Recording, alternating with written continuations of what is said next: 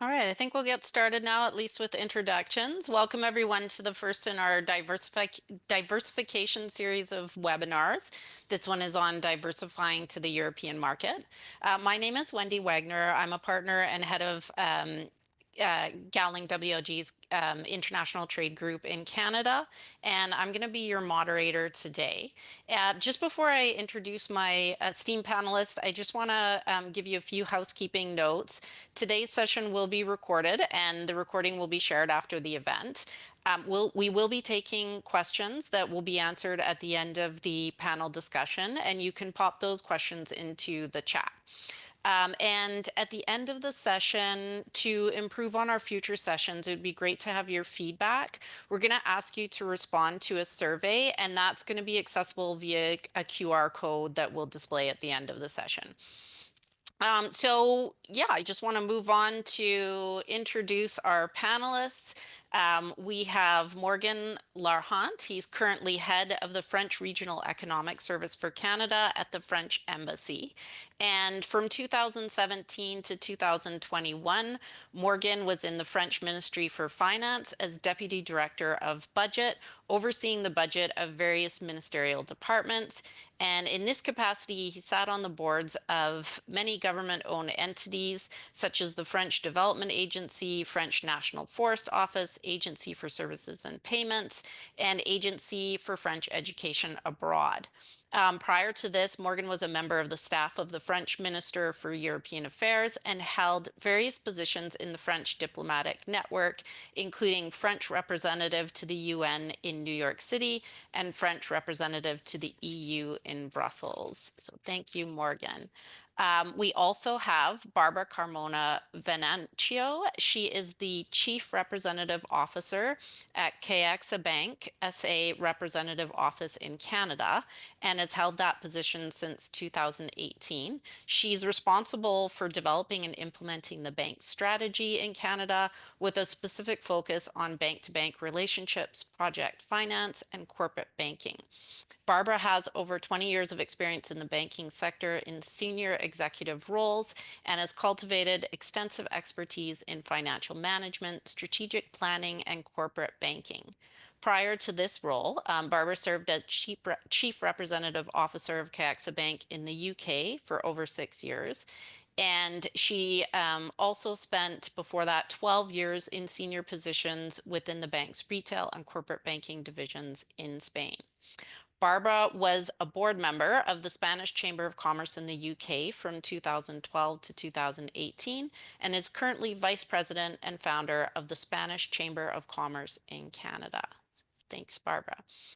We also have Pierre Pien. He is the Vice President, Government and Industry Affairs at Bombardier, and he was appointed to this role in 2011. He is responsible for government affairs for Bombardier in Canada and also internationally, and his team also manages industrial affairs for the company. Mr. Pien is a lawyer by training and has significant background in international trade, having served with the Canadian federal government from 1998 to 2011. And prior to joining Bombardier, Mr. Pien managed sector practices and developed and implemented global commercial strategies for the Canadian government in Ottawa. He also worked at Canadian diplomatic posts in China from 2001 to 2009, including as Senior Trade Commissioner at the Canadian Embassy in Beijing. Thank you, Pierre, for being part of the session. And finally, last but not least, Dr. Lars Gerrit Lissman is a partner with Gowling WLG's in Europe, and he is the head of the Frankfurt office. Lars has more than 20 years of experience in advising German and international investors, corporates, and financial institutions in all manner of corporate and capital market law. He focuses on M&A and capital market transactions, in particular public takeovers. And another focus of his work is legal and strategic advice to executive and supervisory boards of listed companies. We want to just begin by discussing a little bit about the overall framework for trade and investment in Europe. As many on the call will know already, Europe is a natural market for Canadian companies to target expansion. It's a large single market with many linguistic, cultural, and historical ties to Canada. And importantly, we do have the Canada-EU trade and investment relationship being underpinned by one of the most advanced trade agreements in the world. And that's the Canada-European Union Comprehensive Economic and Trade Agreement, otherwise known as CETA, which provisionally entered into force in 2017. Most of the provisions of the CETA agreement are in force with the exception of the investment protection chapter and related dispute settlement. And as a result of that, since 2017, the CETA agreement has eliminated duties or tariffs on 99% of goods that are traded between the two territories. And it also secures market access to services markets like transportation, insurance, and communications. And of all Canada's trade agreements, it actually has the deepest commitments in the area of government procurement as well.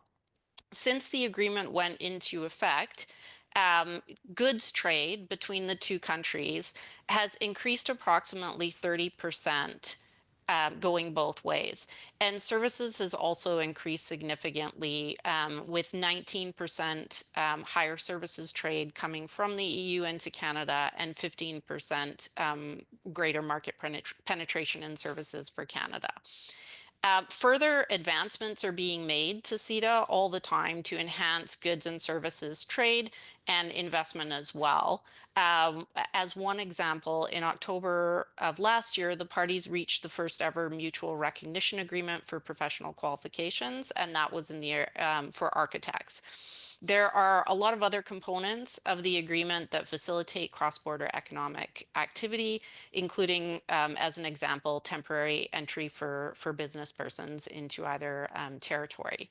And the one thing that's interesting about CETA and its use is that it's not just for the largest companies. There's been a lot of activity for small and medium-sized business as well, and they are sharing in the growth and investment opportunities.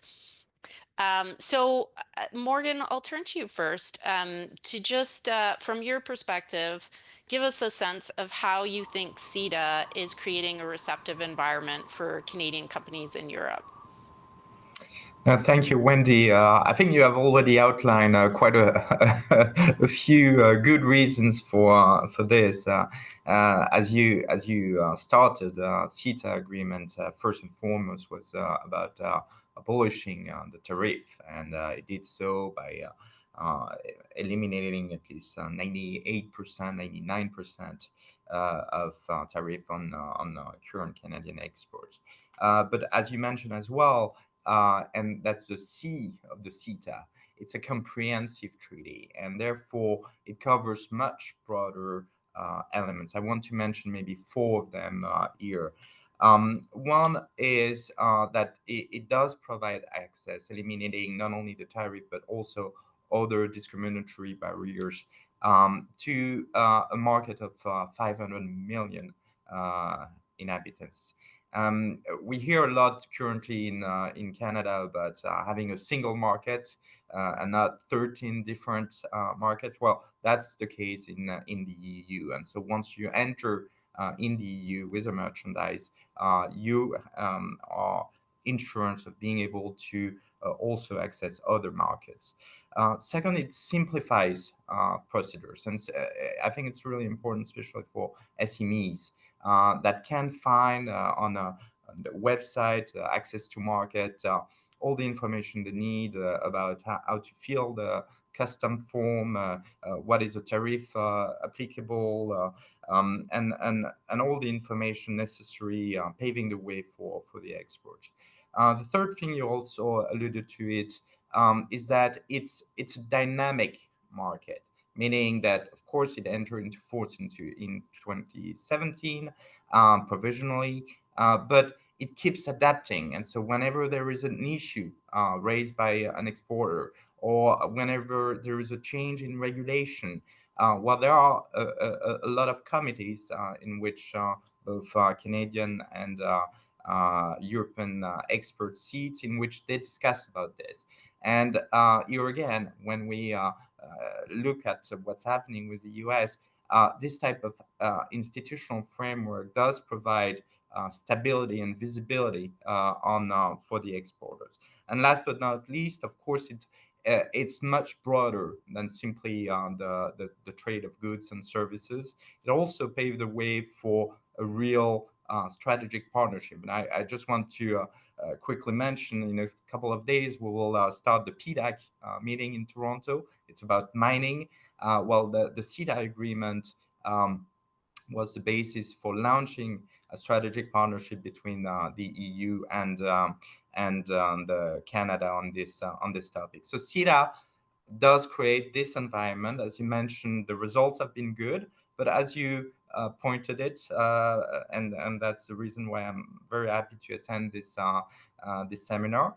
In the past 2 years, we have seen a stabilization of the flow of goods. The utilization rate of the preference has been stable, not increasing anymore.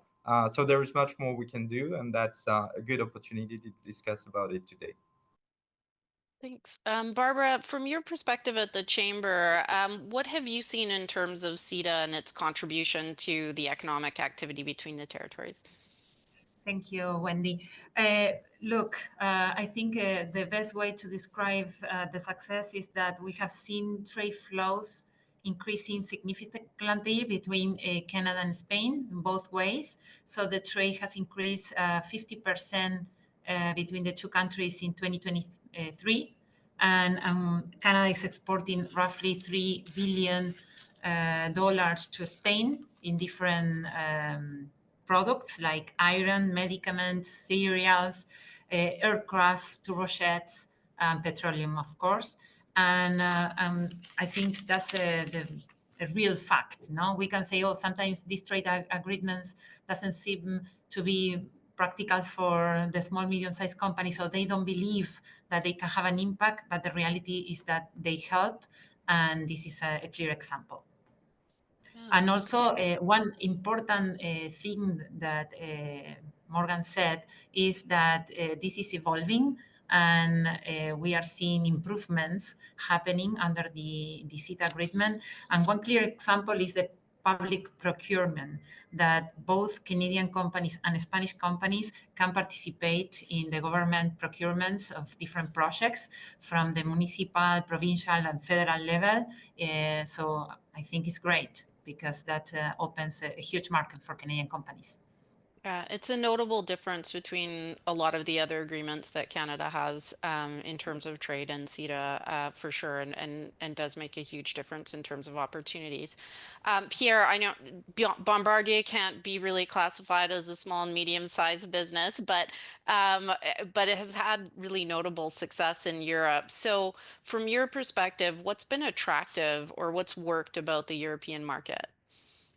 Thank you, Wendy. First of all, thank you very much to you and your colleagues for inviting me to participate in the webinar and share my perspectives and the perspectives of Bombardier. So I think, as you pointed out, Bombardier has had a long-standing relationship and presence in Europe. When we had our train business, actually our train division was headquartered in Germany. And at that time, we had over 30 production and engineering sites in Europe, manufacturing trains and train systems. We don't have our train business anymore. Currently, we're focused on aerospace and in particular business aviation. But within that, we are growing our services business, maintenance, repair, and overhaul. And we're growing our defense business as well. So providing our aircraft platforms for defense applications. Europe remains extremely important for the company. So we have a multifaceted, I would say, relationship and presence in Europe. We sell into Europe, we import from Europe, we engage in R&D collaboration, and we invest as well. So it is, if you take Europe as a kind of a region, it is the second largest market for business aviation in the world. So we have an installed fleet of over 600 aircraft. We are growing our services business, as I mentioned. So we have invested in Europe. I think it's important to be close to our customers. So we have a major maintenance, repair, and overhaul facility in London at Biggin Hill Airport. We also have a major facility in Berlin for services of our fleet of aircraft in operation in the region. We have a major parts distribution center in Frankfurt. A couple of years ago, we opened up a new maintenance center in Paris as well at the Le Bourget Airport. So we have a kind of a growing services presence to support our customers in Europe. But also, I mentioned we are importing from Europe. So every year we spend around over $1 billion US dollars actually on goods and services from Europe-based suppliers. Some of the countries are, I would say, we have a concentration of suppliers. They're major suppliers to Bombardier. So the UK, France, Germany, but other countries as well, like Spain, Italy, and so on and so forth. So it's a major, I would say, supplier of aerospace components and systems to us. We're also engaged in R&D collaboration with Europe. So I'll give you an example. We're currently working on the new aerodynamic design for our aircraft. It's a blended wing body configuration. And we have a project that we call the EcoJet. So the new aerodynamic design is one of the features of that technology demonstrator program that is currently flying. It's a UAV flying, but we'll be testing other technologies as well, more electrical systems, more like electrical engines, hybrid engines, so different systems to reduce the environmental footprint of our next generation of aircraft. So it's a technology demonstrator, but to mature and test new technologies. And we have partners in Europe, Germany, UK, we have some system suppliers, Spain as well, and other countries. So I think the R&D relationship is important, and I think also offers a lot of potential to do more. You may have heard, or some of the people in the audience may have heard about the Horizon program in Europe. It's a huge R&D program. It's $140 billion in the next few years. And Canada is an associate country to the EU for Horizon. So there are ways for Canadian firms to participate in that. So I would say to maybe to summarize and maybe just to add a bit on defense, because I think the geopolitical developments have made it so that defense is a growing sector for us. And they are, and I'm going back to the point that Morgan made, I think there are opportunities for strategic partnerships in Europe. I'll give you one example. We have a very strong relationship with Saab in Sweden. And they have a product for airborne early warning called the Global Eye, but it's based on our aircraft made in Canada, global platform. And they installed special systems on board. We provided modification services, and they're selling the aircraft and promoting the aircraft around the world. So they've supplied 5 to the UAE, and the Swedish government has ordered 3 as well. We are working on a signal intelligence aircraft program called Pegasus in Germany. We have 2 local partners, Hensoldt and Lufthansa Technik, for those aircraft. It's for 3 highly, I would say, high-tech, high-technology content aircraft. So that project is on the go, but it's going to open the door to not only the German market, but I think opportunities around the world with this platform as well. So the opportunity for strategic partnerships, I think, should not be neglected as well. I mean, there are challenges, a lot of regulations in Europe. I think to Morgan's point, a lot of common standards as well, but certainly the environment, protecting the environment is a big priority for Europe. So there are a lot of regulations around environmental standards. I mean, REACH, for instance, is an example for chemical, the use of chemicals. So requirements and standards around that. So that's something to keep in mind also. And again, going back to strategic partnerships, I think as a stepping stone for third markets outside of Europe as well, because Europe, in many different sectors, certainly aerospace is a case in point, they do sit at the top of global value chains.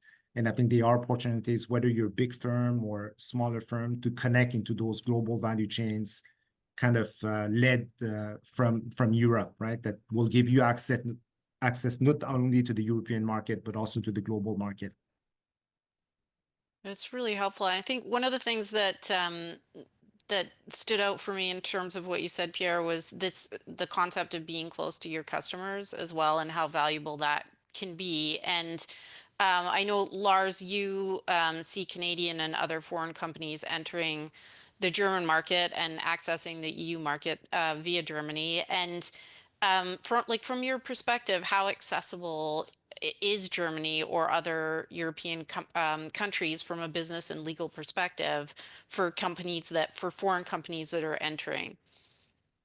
Yeah, thank you, Wendy. And firstly, thank you for the kind introduction at the beginning. And to you all, I will try to talk about Europe, but given that I'm a German lawyer, I have to take all this, what I'm saying, with a grain of salt. It may be limited to Germany a little bit.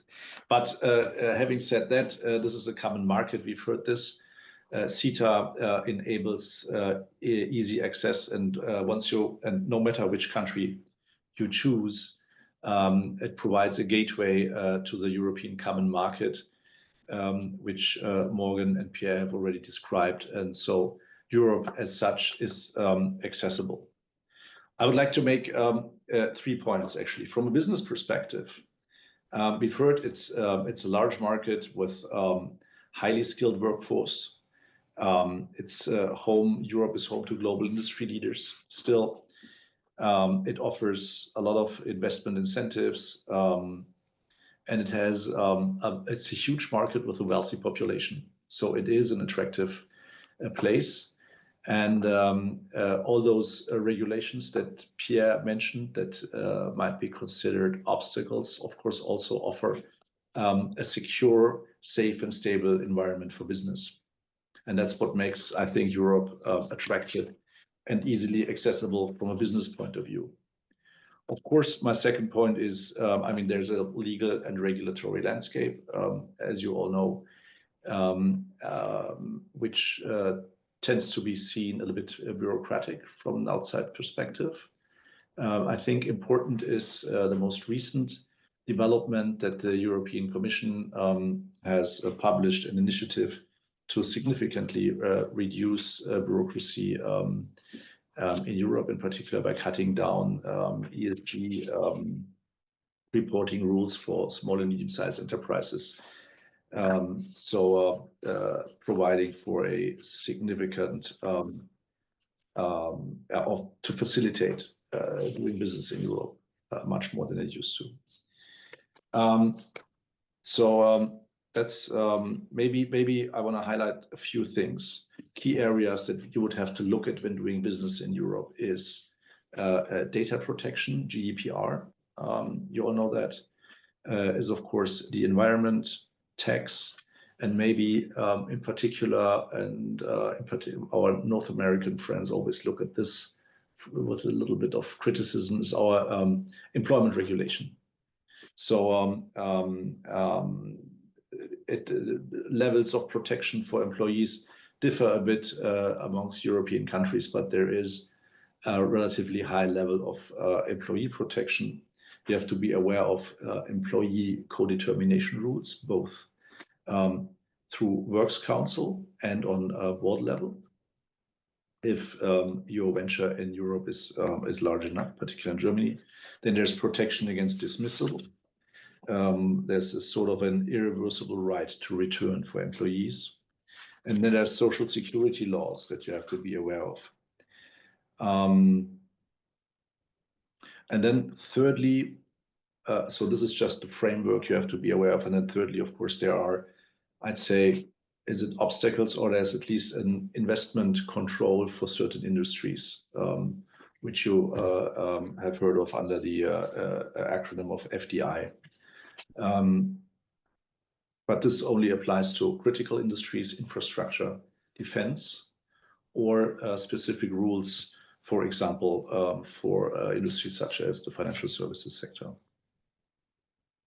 That's great. Yeah, I'm chuckling because our employment lawyers, when they're giving seminars, especially to American companies, we'd always have the Canadian employment lawyer start, and the Americans would gasp and be shocked at our rules, and then he'd end and he'd say, "But wait until you hear about You think that was bad. Wait until you hear about Europe. So, yeah, it is definitely a different regime, but I think not as dramatically different for Canadian companies as it would be for US companies. So there's definitely we have some experience with some of those laws for sure. That's Um, definitely true, and it provides a safe and secure environment. So that's basically, right. if you know Yeah. what you're doing, you can deal with it, Yeah. and we're used Yeah. to cope.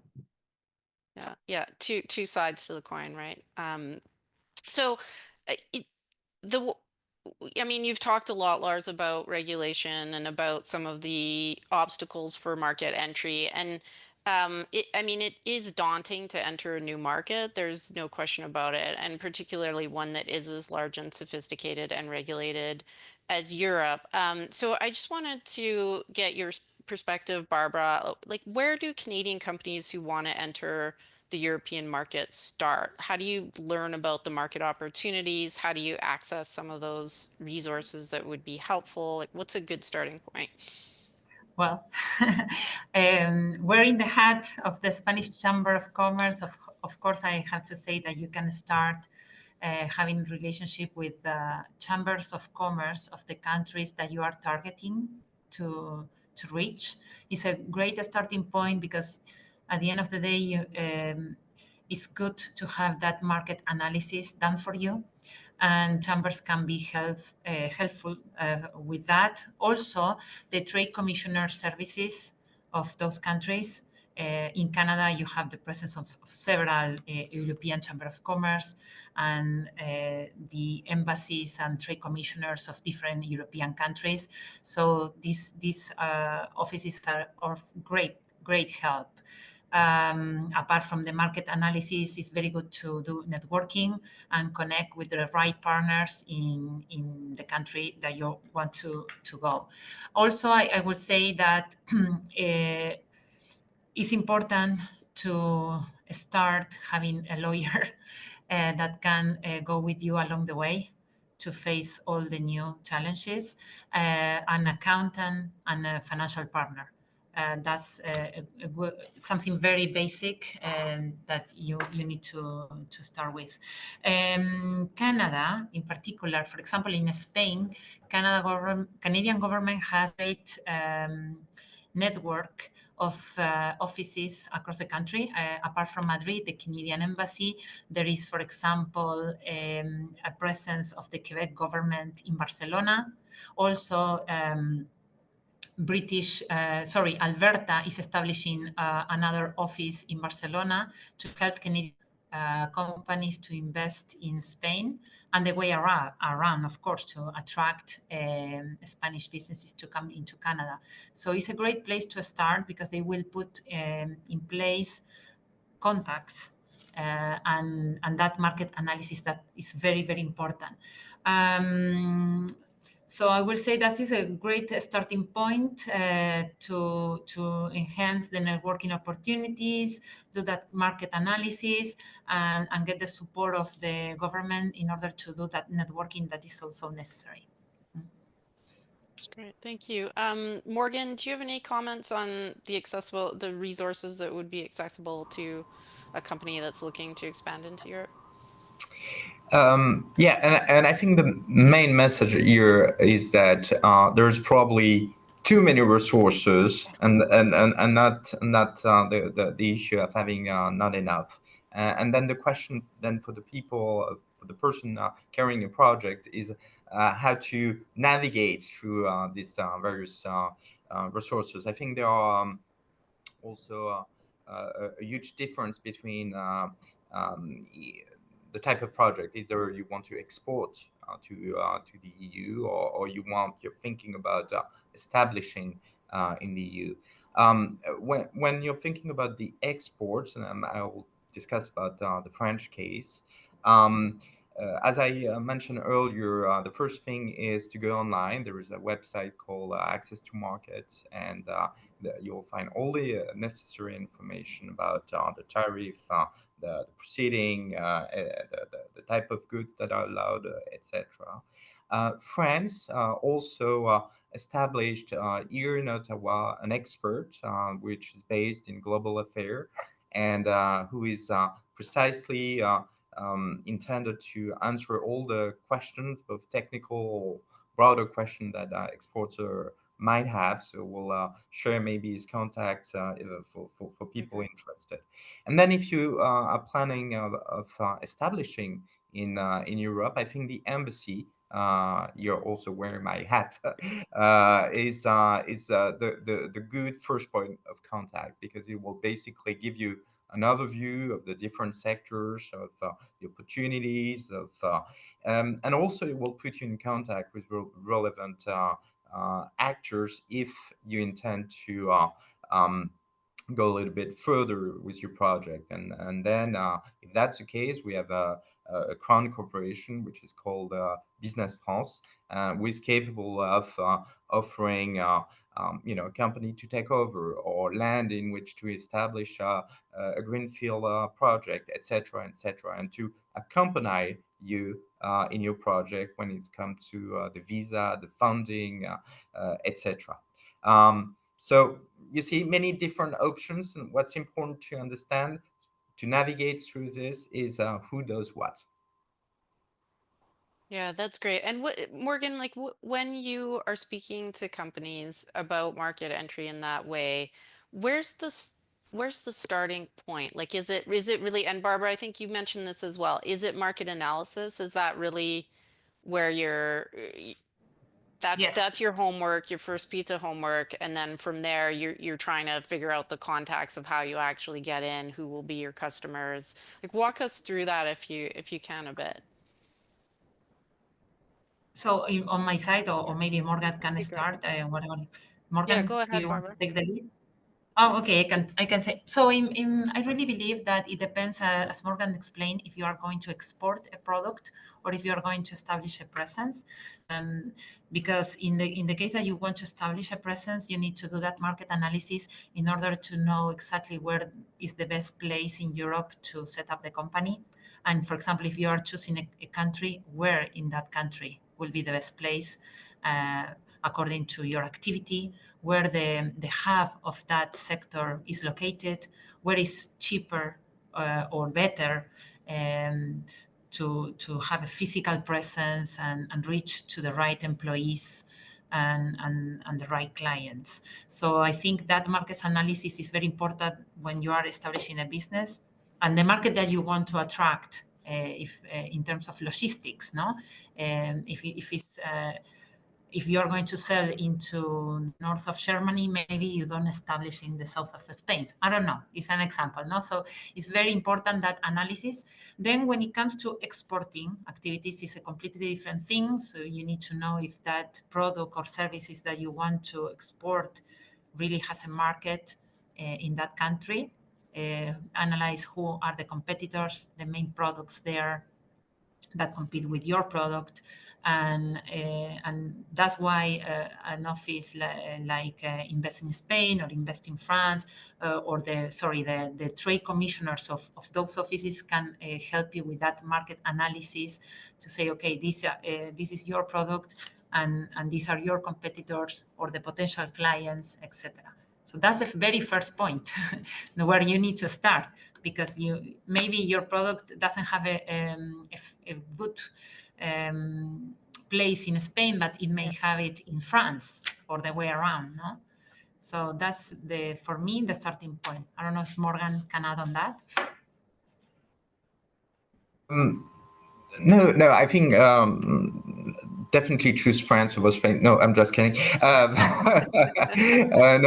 but as Barbara really eloquently explained, there's no, and that's the main message. There is no one size fits all solution. Every experience is unique, and that's precisely why you need to do this homework before going into this adventure. I have in my mind many illustration, of company like Première Tech, which is a company from Quebec, Rivière-du-Loup, focusing on one part of France, other company like CGI, spreading their services throughout France. There are companies that decide to go into joint venture I'm thinking, for instance, of Enbridge with EDF on offshore wind project. Others decide to start from scratch. McCain last year to provide supply the French market decided to scale up their investment in the northern part of France. I don't know if people are familiar with a company called Ballard, which do hydrogen cell. Well, their way of going into the French market was through an IP agreement with Hydrogène de France. And sometimes actually you can cover the French market. We don't advocate for this, but from abroad. I know, for instance, Linamar, the company which is commercializing farming equipment from Germany on the French market. Pension funds, very often we didn't mention too much of the financial sector, but cover for the portfolio investment the French market and continental Europe in general, mostly from the London-based office. So there are many options. But what I want to stress is that what we have seen in the past 3 or 4 years is clearly an increased interest of Canadian companies in Europe in general, but in France in particular. FDI in France double in the space of 5 years. Now France is the 11th largest stock of FDI abroad. And we have more than 200 companies employing more than 30,000 people. So the message here is, if you go in France, in Europe in general, but you won't be alone. And as I mentioned before, you will be accompanied in your project. Yes, Wendy, one more thing. Apart from Yeah. the market analysis, it's very important finding the right local partners, because there are many examples of companies that have success thanks to having the right local partner in the country, and that's why it's so important to connect through the embassy or the trade commissioners to those main players in the sectors that you need. Another way to do that is to attend to trade shows of the sector that you are playing in. For example, Morgan mentioned that this week here in Canada, next week is PDAC, the mining sector, but there are other great trade shows like CIAL for the food and beverage sector, or the P3 conference for the infrastructure sector. So in those places you can feature your business and showcase your products, and you may find also good connections there. So that's something that we promote a lot from the Chamber of Commerce, and we also can help coordinating commercial missions to the countries. Thanks to the network of Chamber of Commerce that there are in the different countries, one chamber here can connect with the chambers there, find and do like a specific agenda for the company to meet the right people. That's amazing. Pierre, from the perspective of one company, Bombardier, what have you found useful in terms of accessing European markets, of the the types of things that Morgan and Barbara have reviewed with us, or other things?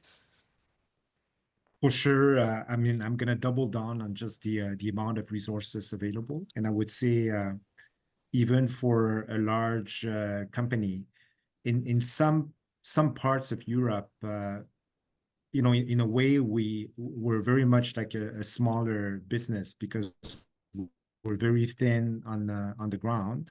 I'm thinking about we've been exploring recently some opportunities in the Balkan region, Eastern Europe as well, in countries like Slovakia. We don't have any people located there, and our market knowledge is not very deep. So we do get access to the resources that we've been talking about. I used to be at the Global Affairs Canada for like 13 years on the trade side, and Europe is a big priority for Global Affairs Canada. So there's a tremendous level of resources available at various embassies and consulates in Europe. So we are tapping into those resources because we need for some of the markets that we don't know very well, we need market information, we need contact information. They do a lot of troubleshooting as well. So when we run into some issues and we need some help to connect with the local governments or clarify some issues, the Trade Commissioner Service can be very helpful. Of course, there are other resources available. I mean, we're based and we're headquartered in Quebec, in Montreal. We have major operations in Quebec, but also in Ontario. So we also have access, given the basis that we have in those provinces, to the Quebec provincial and Ontario provincial resources and offices that they have abroad. Barbara mentioned, I'm mindful that it's not maybe for the whole audience that they're gonna have access to the same resources, but Barbara mentioned Alberta having offices in Spain. Ontario has, I think, 3 offices in Europe. Quebec has, if my count is correct, I think they have 8 offices in Europe. So it's even, for us, when you have a footprint in those provinces and we do have access to those resources, it's extra resources that can be put to contribution. Of course, EDC for export financing. I think BDC, we don't have access to BDC programs because we're a large company, but they do focus on SME expansion plans, supporting those plans.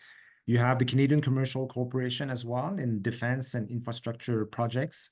So it is actually quite revealing for us. They have MOUs in place with various governments in Europe, and you can kind of tap into those MOUs, government to government, like procurement projects, right?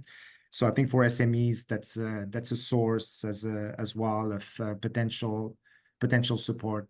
And then what my colleagues have mentioned also, the foreign embassies here, the chambers of commerce. I think there's a lot of resources that Canadian firms can leverage and tap into, for sure. Great. Yeah, one of the things you mentioned was EDC, which of course provides export financing and export credit as well. And Barbara, like wearing your other hat, your banking hat, what about financing and access to capital? I mean, if you're going to expand it, there are a lot of resources available, but there's also, there's also going to be financial implications and a need for capital as well. So what from that perspective, what's available, what's out there? Yes, I mean, it's very important to plan along the way when you are exporting, going to export or going to have presence abroad, to think about this, because you may face the difficulty then of not being able to cover a business because you don't have the right tools in place, right? So it's very important to establish a banking relationship with an European bank. I would say that from the start. You have to have, of course, your Canadian bank supporting your business. And as well, I will recommend to connect with the European bank to establish, if you're establishing a presence there for the local needs. It's very, Spain as Canada, you really need to have, for example, a bank account in the country to do a lot of things. So that's a very good recommendation and you can use your local bank here to establish those connections. If you have a good relationship, I don't know, with RBC, for example, ask your banker, please, can you connect me with a very good bank whenever you want?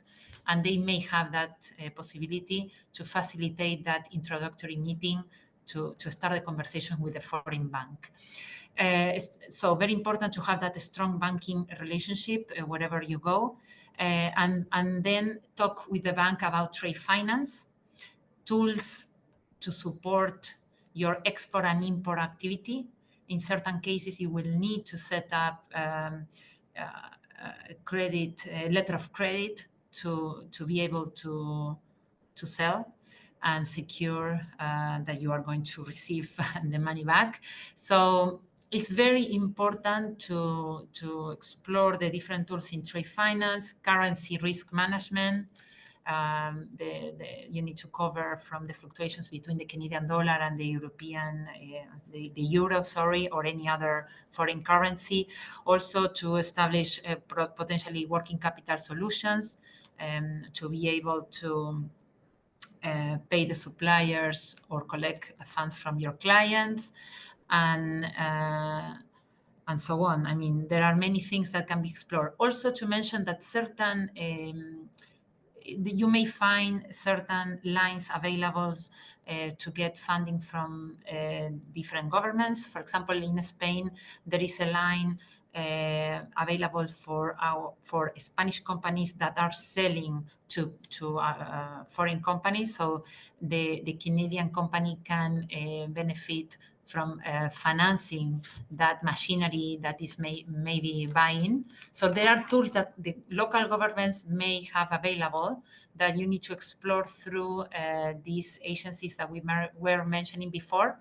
Also, as a very good point of Pierre regarding Export Development Canada, that they also have support for exporters, for Canadian exporting going abroad. So all those tools are available there, and the way to explore them is connecting with the right financial partner.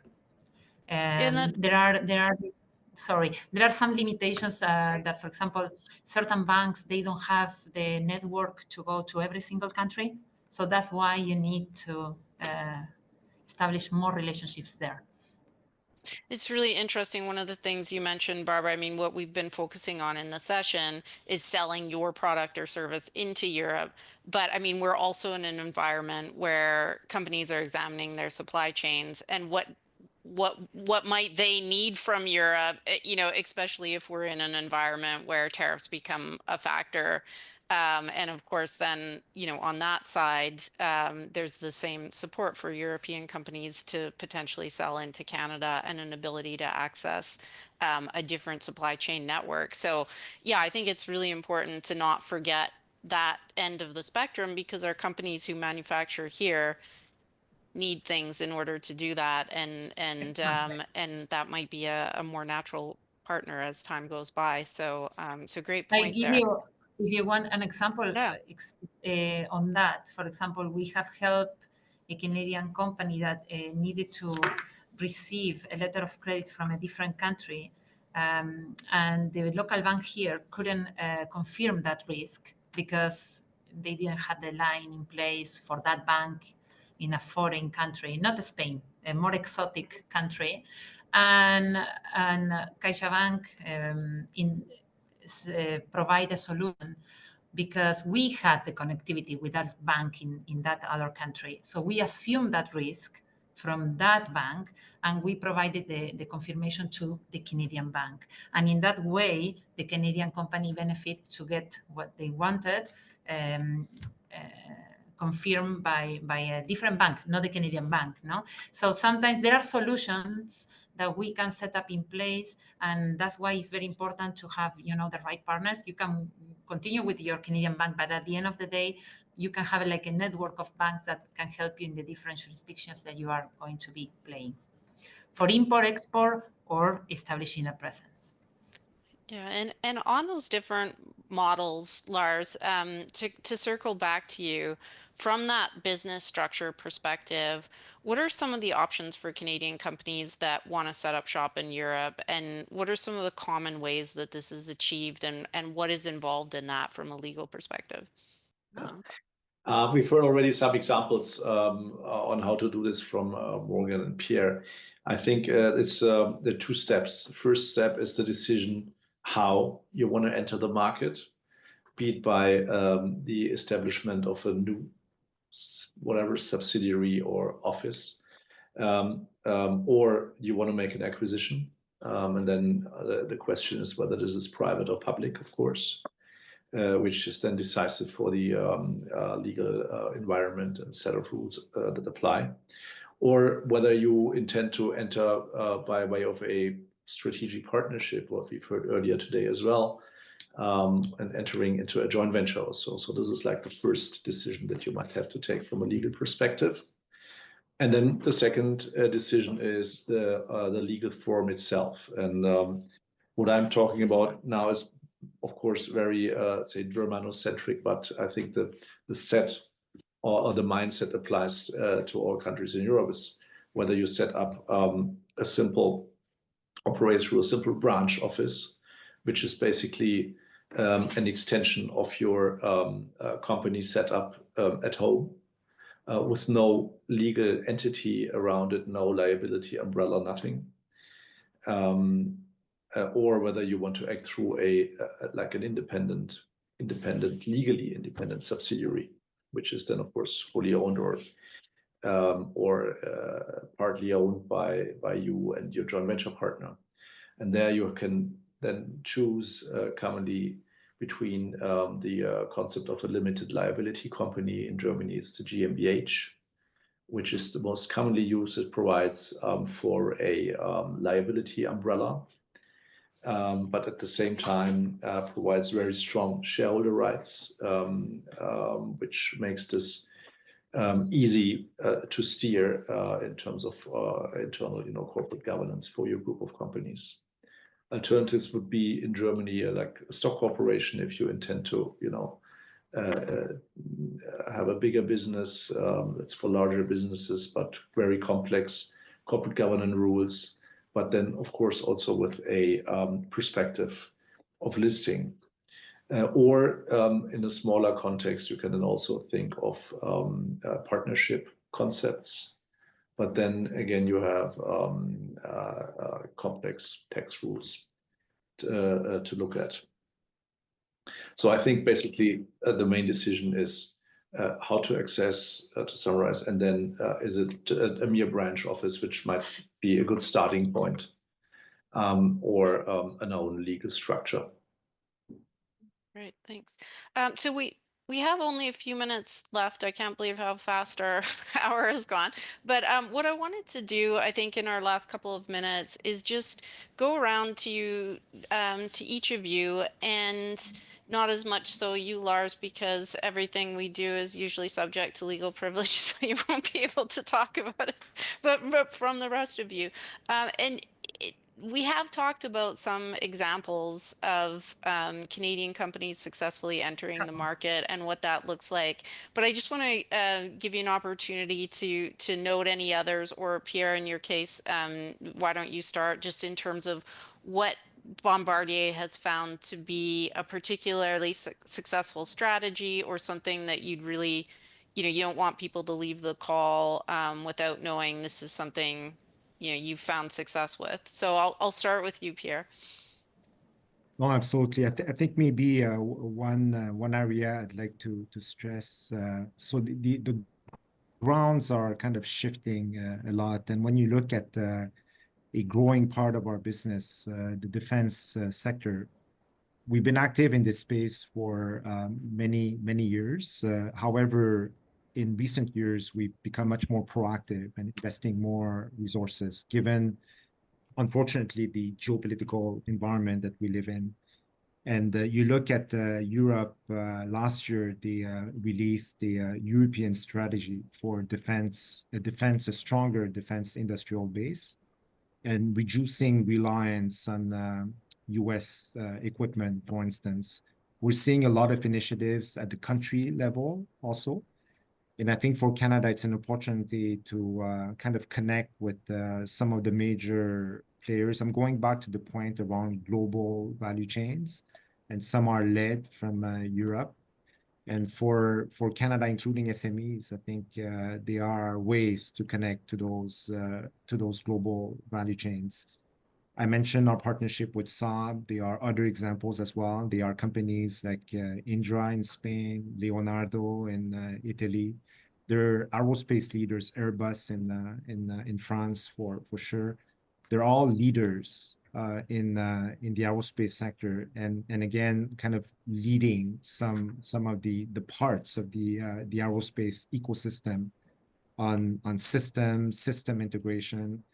And not only it's a way to get inside some of those markets, but again, to tap into global opportunities as well. And many of those companies have a strong presence in Canada, so it may be easier for SMEs to connect with their Canadian subsidiaries to kind of engage with the company, the headquarters in Europe.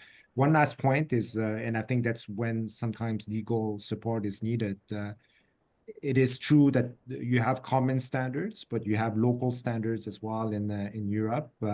It makes the market very predictable. You have rule of law, but sometimes it's very complex, even for a large organization, to navigate through the various regulations. For us in aerospace, a lot of the aerospace trade is also regulated through technical arrangements between Transport Canada and EASA, or the UK Civil Aviation Authority.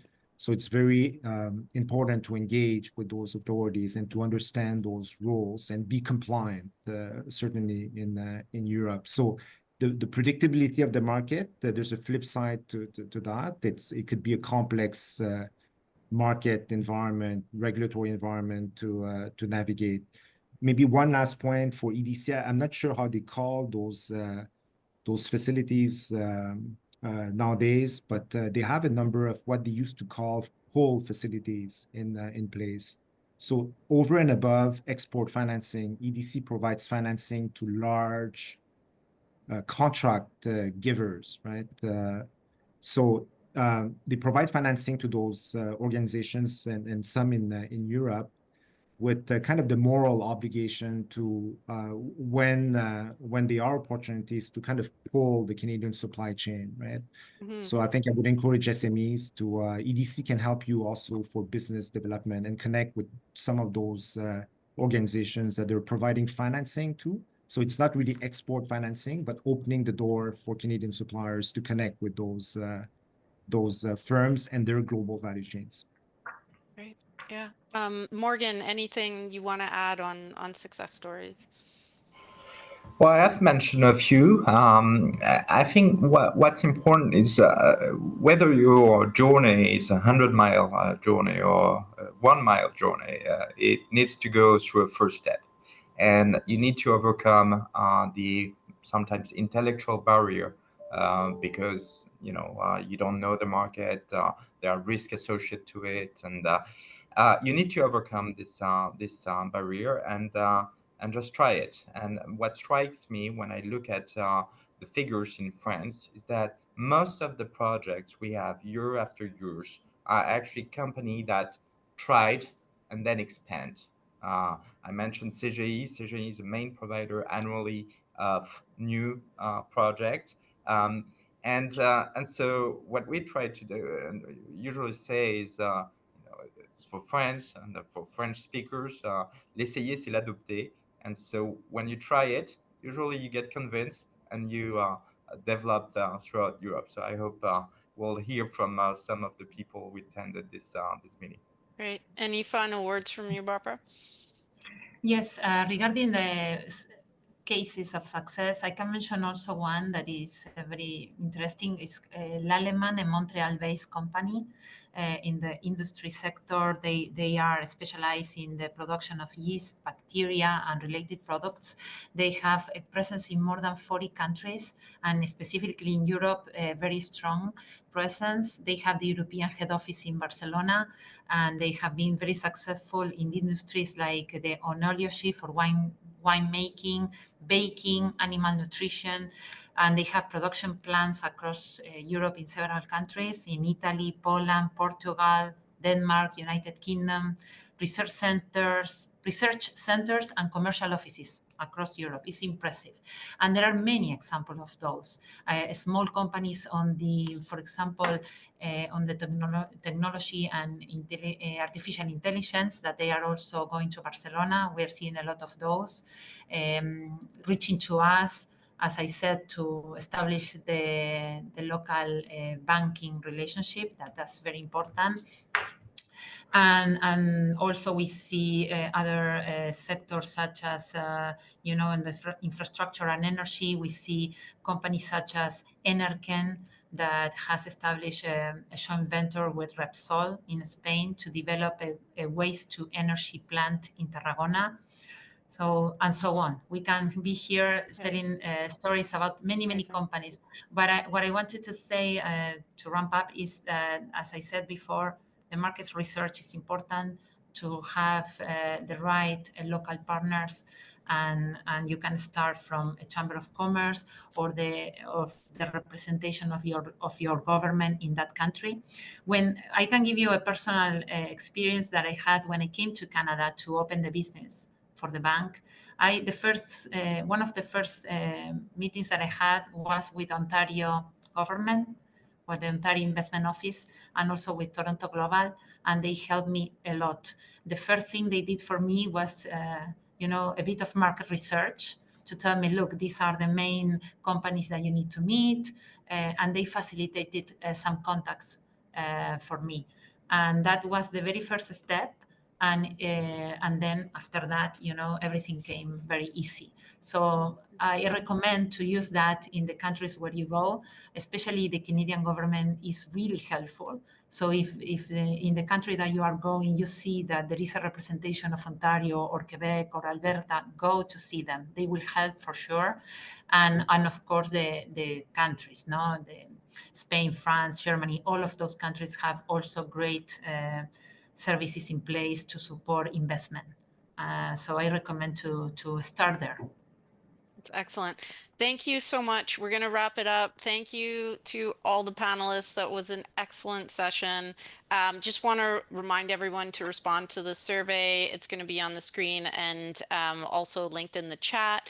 And a recording of the session will be coming. And we will be holding another session in the series, probably the 3rd week of March, and that'll be for the Middle Eastern market. So thank you so much, everyone, for attending, and special thanks to our panelists. You were all really, really wonderful. Thank Have a you, good day, Wendy. everyone. Thank you. Yes.